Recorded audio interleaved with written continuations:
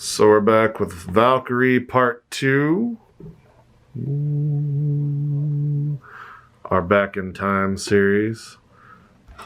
Wayne trying to recapture his childhood, one model at a time. Shooting the bull with my friend Allison, who's here to make sure I don't do too bad a job of these videos.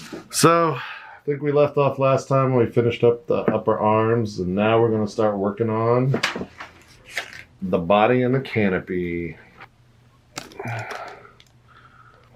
That's cool. Yep, this D1. Oh man, this got air in it from 1992.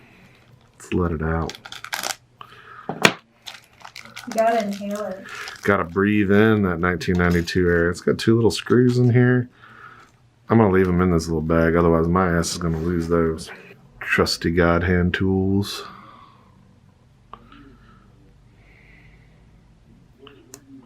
What's your favorite 90s smell memory? Ooh. My favorite 90s smell memory. I would have to say the standard, the cucumber melon smell that like all the girls used to wear. Like nothing says 90s like the scent that every girl was scented with at that time. I don't know if it was like the first time like body sprays or something had become like readily available or what, but I just know like every female that I knew in high school just about like had some sort of cucumber melon something going on to where like it was just like ubiquitous with the time.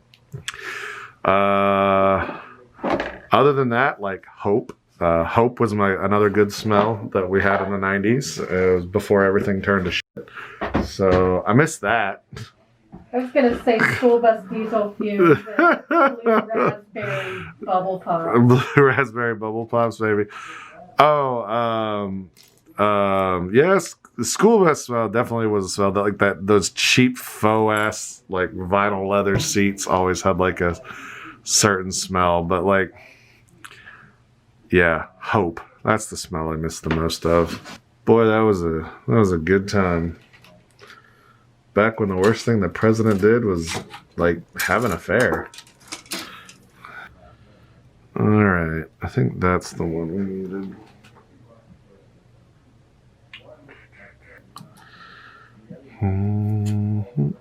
A24. And A25 is the little pilot. He's so teeny.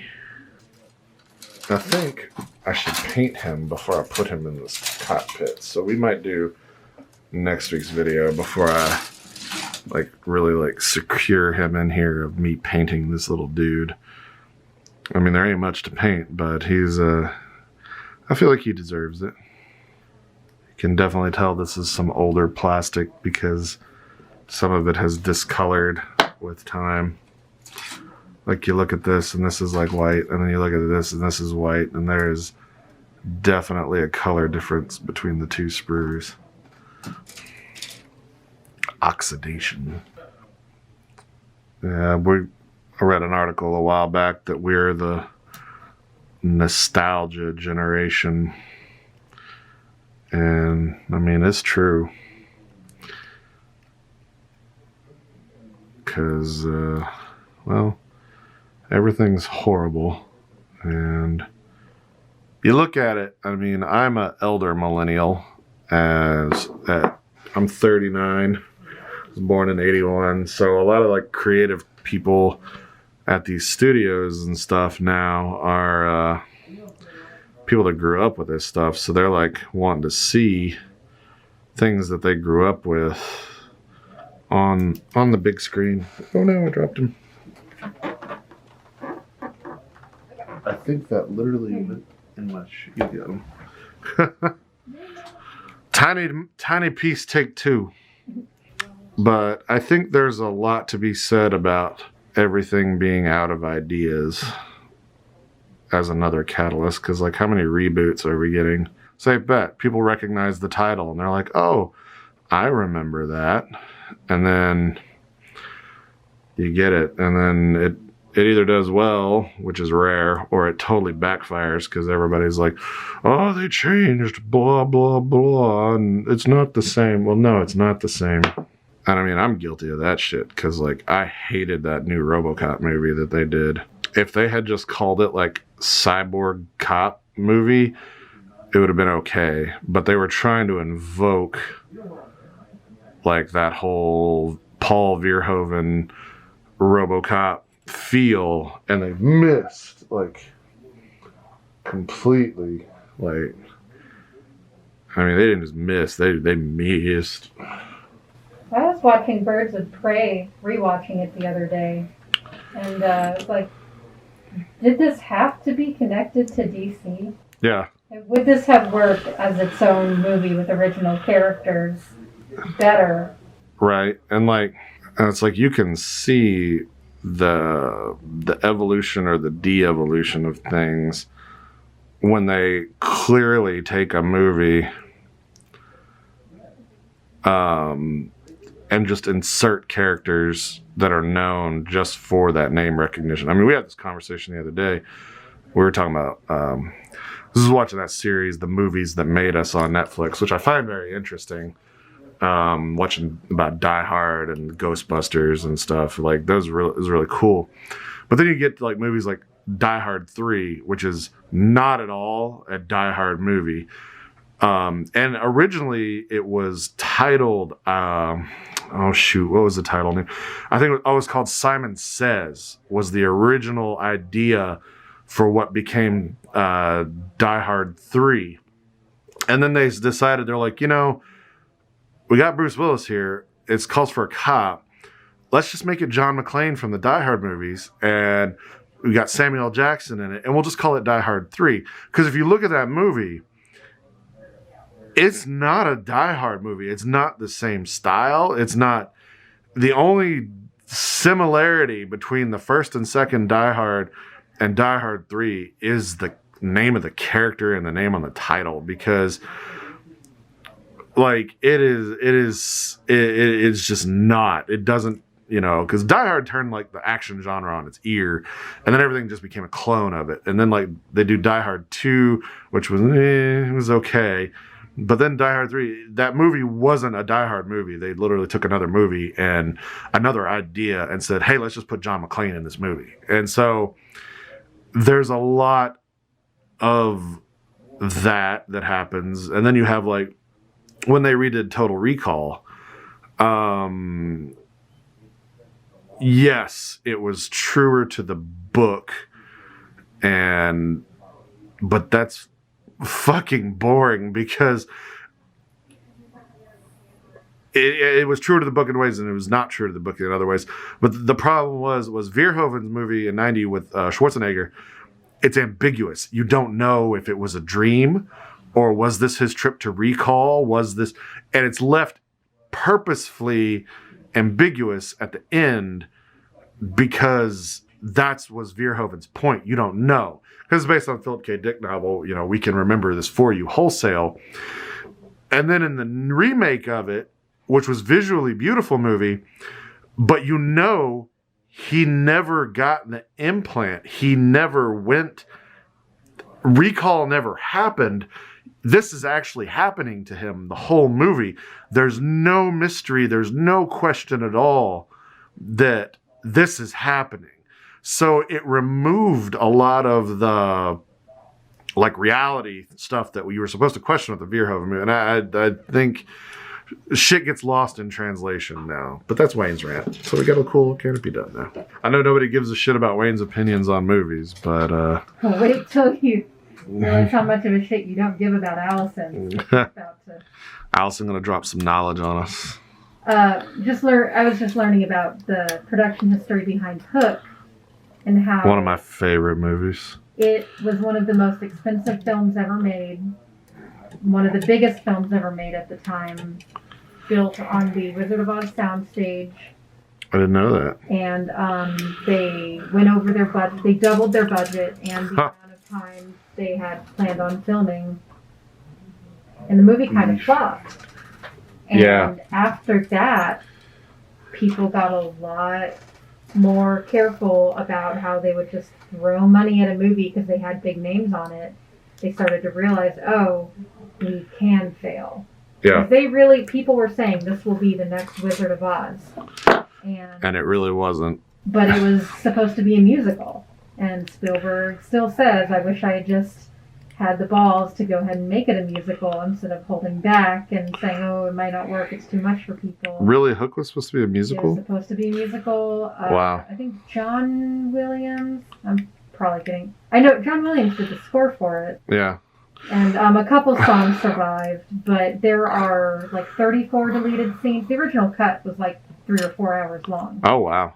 I will admit, I saw Hook in the movie theater as a child.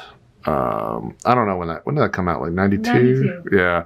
So I was 11 and I saw Hook at the movie theater because I've always been a big movie thing. And on Sundays, my mom would take me to the movie theater and give me some money and I could go watch a movie and she'd pick me up later.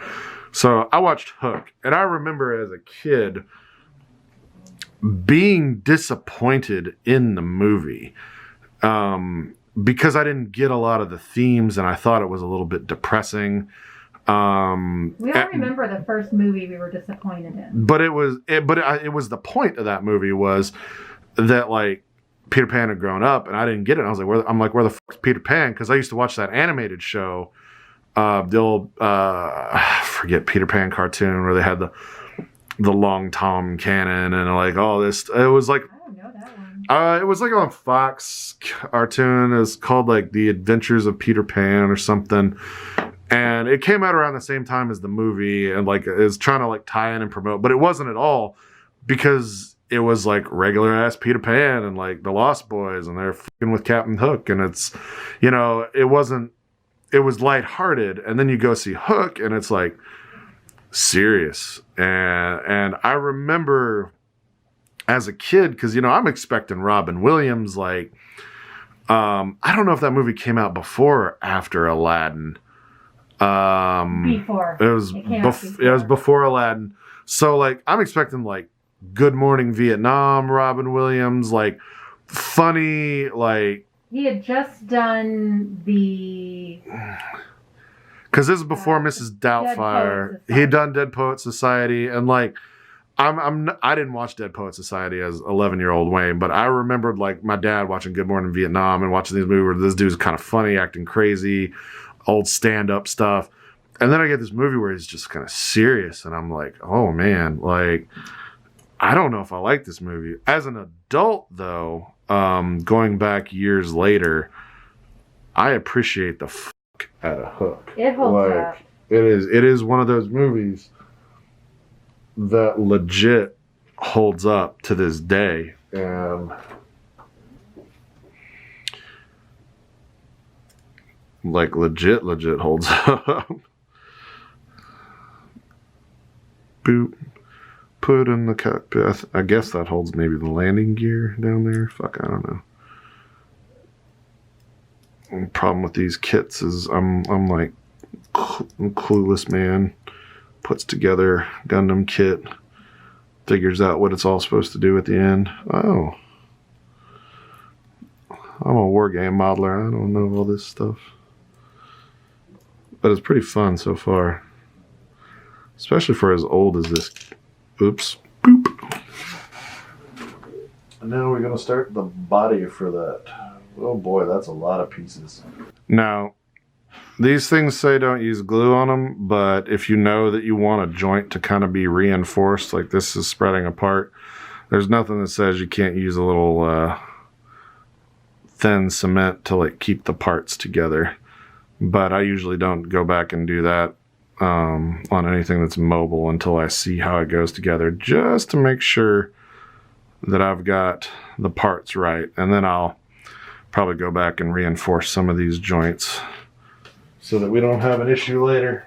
Using some God Hand 1000 grit sanding stuff here to kind of smooth some where we've got a little bit of a blemish here from the clippers and the plastic being a little bit different color after we scraped it. This just kind of helps blend that down a little. Some people don't care to do this. I'm a creature of habit.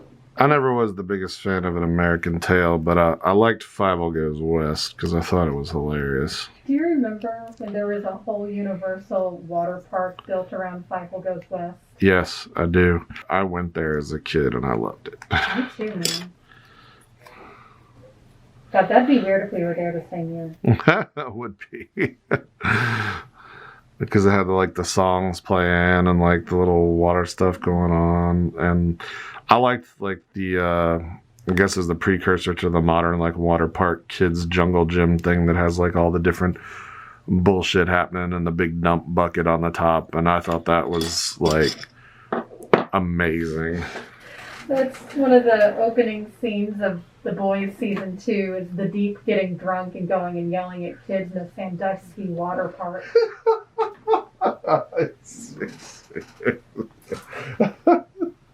God, I can't wait to start watching season 2. The Deep, I think, is my favorite character on that show. Just because of the absurd things that just happen to him or that he brings upon himself. He's that guy, like, where he had it and then he didn't have it anymore. And like, he's done bad things. That scene in season 1 with him and the dolphin, and when it's like slow-mo going through the front window of that truck, it gets run. Oh my God, I died watching that scene. Sorry, these instructions aren't from a tiny little pea brain. I'm not doing the best with them. And now I need a tiny screwdriver because that's how this fits in here, is this tiny screw. And I don't think we have a tiny screwdriver right here for these tiny screws. Well, this might be coming back next week. Tune in next time while Wayne tries to find a tiny glasses screwdriver to attach these tiny screws with, because I'm dumb and I'm not prepared. Tune in next time for a tiny screw.